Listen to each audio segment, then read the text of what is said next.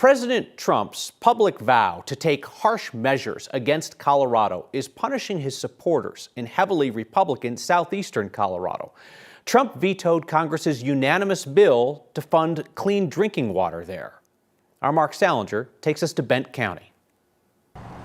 In a part of the state that isn't often in the spotlight. Do you need me to talk into this or anything? Sharon Barber Okay.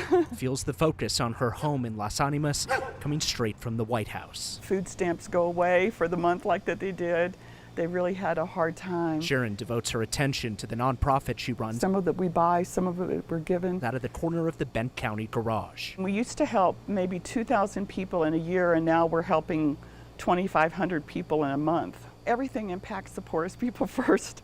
Water is a precious commodity in this area of the country. Clean water is a precious commodity. In this part of southeastern Colorado, the need is high, the ballots are mostly red, and now there are a lot of questions about why the president vetoed funding for a plan to finally bring clean drinking water to the area. I was surprised about the veto. The first thing that went through my mind was, really? I mean, I was shocked. I was disappointed. Kim McDonald has lived here almost her entire life and served as a Republican county commissioner. It just puts a big question mark on everything. She also doesn't know why President Trump used his first veto of his second term to kill funding for the Arkansas Valley Conduit. Why do we veto this project that is meeting such a deep human need at this particular time, in this particular place? This pile of pipes 60 miles down the road somewhere west of Boone shows construction is nowhere near helping people like Kim and Sharon. Plans to build a pipeline moving clean water from Pueblo to more than 50,000 people in rural Colorado started in the 1960s. Decades later, the project broke ground in 2020, celebrated by Trump during his first term. We got the money 2 weeks ago to begin construction thanks to President Donald Trump. Now the president's veto would force local towns and counties to pay for the project themselves without the help of the federal government. There is certainly not the funding in place to be able to complete the project now.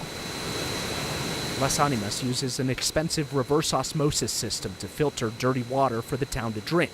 The process is far from ideal or sustainable, producing a lot of dirty wastewater as a byproduct. And in certain places in the valley, it remains bad because they don't have a treatment like center like we're privileged to have here. Funding to finish the pipeline, the long-term solution for clean drinking water here, passed the House and Senate unanimously last year. It failed at the president's desk. I would ask him to reconsider. I would thank him for everything that he has done and is doing, and to reconsider the conduit. More than 1,000 miles from Washington, clean water isn't political. It's a lifeline stuck in the national spotlight. I am convinced that the hard work and the determination and the tenacity that we've always had to demonstrate in rural Colorado is going to prevail again. I truly am. The nonpartisan Congressional Budget Office estimated that the project would have cost the federal government less than $500,000.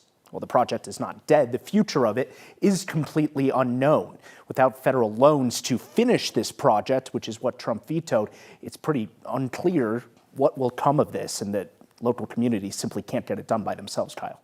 I mean, it's remarkable that with this veto, President Trump knocked away decades of hard-fought progress on this, including his own progress on this. Yeah, when we were watching Cory Gardner there speaking with Trump right in the background, celebrating the groundbreaking of this back in 2020, there was so much hope that this would actually come about. This started in the 1960s. It's still not a reality, and now it's taking a major step potentially backwards. And a disclosure, we should mention Sharon Barber, the woman that you featured in that piece. Next Viewers helped her nonprofit, Los Animas Helping Hands, through a Word of Thanks microgiving campaign back in 2022. Mark Salinger, thank you.